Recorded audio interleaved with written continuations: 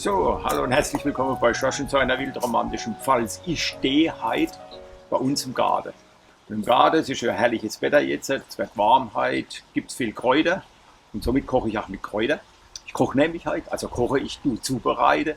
Gekocht habe ich gestern schon, und zwar Krummbeere, also Kartoffeln, die sind kalt, die werden dann genommen. Und ich nehme Essig dazu und vor allen Dingen nehme ich Pesto dazu. Pesto ist so ein Schlagwort, was ja immer mehr kommt. Also das sind Kräuter, die dann klar gemacht werden. Da kommt oft Parmesan dazu, es kommt oft natürlich Salz und Öl, meistens Olivenöl dazu. Und das ist natürlich ideal, das kann man lang aufheben, Pesto. Und vor allen Dingen sind immer, die Kräuter sind dann so frisch eingebunden, das riecht und schmeckt, als wenn sie absolut frisch wären. Und das kann man zu jedem Gericht eigentlich dazu machen. Zu Vinaigrette, über schönes Carpaccio oder über irgendetwas, was ein bisschen Kräuter braucht. Und ich hätte dabei, es grün so grün, denn es grün so grün, also sieht man ja. Ne? Und ich mache etwas ganz Einfaches. Es wird viel gegrillt und viele Leute nicht so richtig kochen oder wissen nicht, wie sie es richtig machen sollen. Und das ist etwas, das kann man vorbereiten. Ich habe da Krummbeere, also Kartoffeln, einfach Kartoffeln, die werden gekocht im Wasser, brauchen ungefähr 40 Minuten, nicht auf voller Stärke, sondern auf Halbstärke. Und dann stellt man sie weg und den nächsten Tag kann man sie nehmen. Man schält dann, die schält sich, geht ganz einfach. Kein großes Messer braucht man halt, wo funktioniert. Und dann kann man daraus quasi einen wunderschönen Kartoffelsalat machen, der ganz einfach geht. Rauchen tut man ganz einfach. Essig, da haben wir den Kurpfälzer Landpartie-Essig. Die Kurpfälzer Landpartie ist eigentlich der Zusammenschluss von Köche und ich bin kein Koch, aber ich koche halt gern. Köche und wir kochen immer zusammen und wir gehen immer zusammen weg und essen immer zusammen. Und für die habe ich dann eine eigene einen Essig gemacht. Also richtig ein schöner Essig, richtig voluminös, richtig hochwertig gemacht. Und das passt natürlich hervorragend. Und dann nehme ich hier ein Fleur de Dottore. Dottore, Fleur. Da sind einfach hingegangen und haben Essig genommen, Kräuteressig, und haben dann mit Himalaya Mineralsalz so eingebunden und so versetzt, dass eine komplette Sättigung ist geworden. Die liegt bei ungefähr 23% Sättigungsgrad. Und das ist salzig, duftig, ein tolles Salz.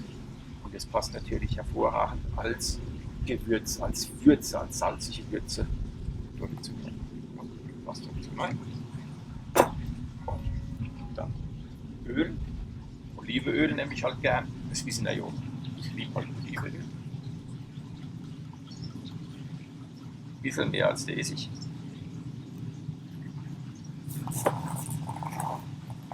Dann Pesto, kleine Löffel. Ja.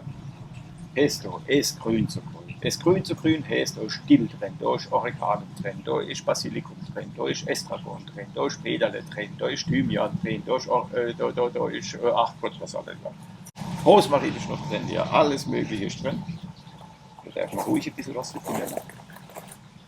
Aber das riecht. Darf ja ruhig.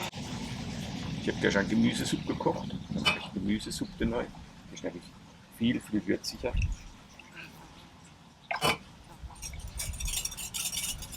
So.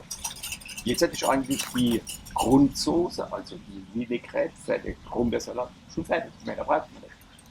Das Einzige, was jetzt noch fehlt, sind die Krummbeeren. Und die kann man gerade so im Blättelchen neu schneiden. Also das geht wirklich ratzfatz, wo man oben das Gäste hat und man hat Krummbeere da, dann passt das immer.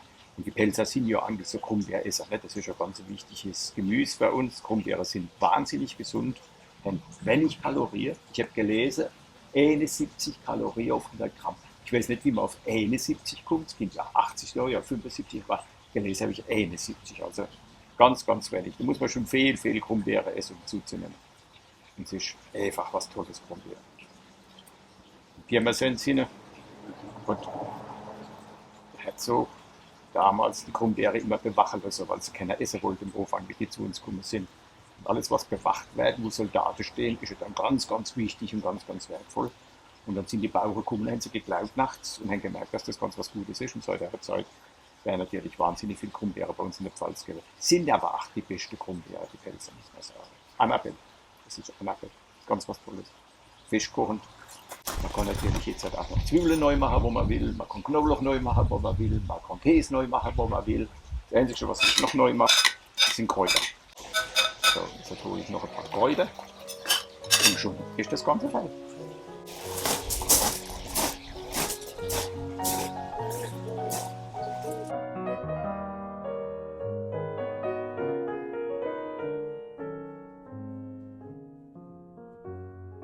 Ja, die tue ich ganz grob einfach, gerade so ein bisschen drüber schnipseln.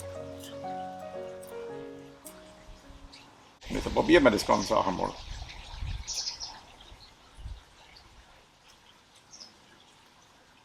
Da hat es dann, ach, als Nicht-Koch kann man gut kochen. Und das ist es ja. Man muss einfach Leidenschaft haben. Man muss es gern machen und dann kann man alles gut kochen. Und da dazu jetzt eine schöne Brotwurst. Oder ein Steak. Oder einfach ein toller Schinken. Oder ein Käse. Oder einfach gar nichts. Kann man auch pur essen. Ähnlich was dazu gehört, ist ein gutes Gläschen Wein. Ja. Schönes Abendessen, Mittagessen, Morgenessen. Kann man früh morgens essen, Mittagsessen, Abendessen. Pfälzer Krummbeere, Essig vom Doktorenhof und ein bisschen Leidenschaft dabei. Kochen was, ist was Gutes. Ja? Danke, dass ihr zugeguckt habt, danke, dass du warst. Bis zum nächsten Mal, Josh und seine Pfalz. Sehr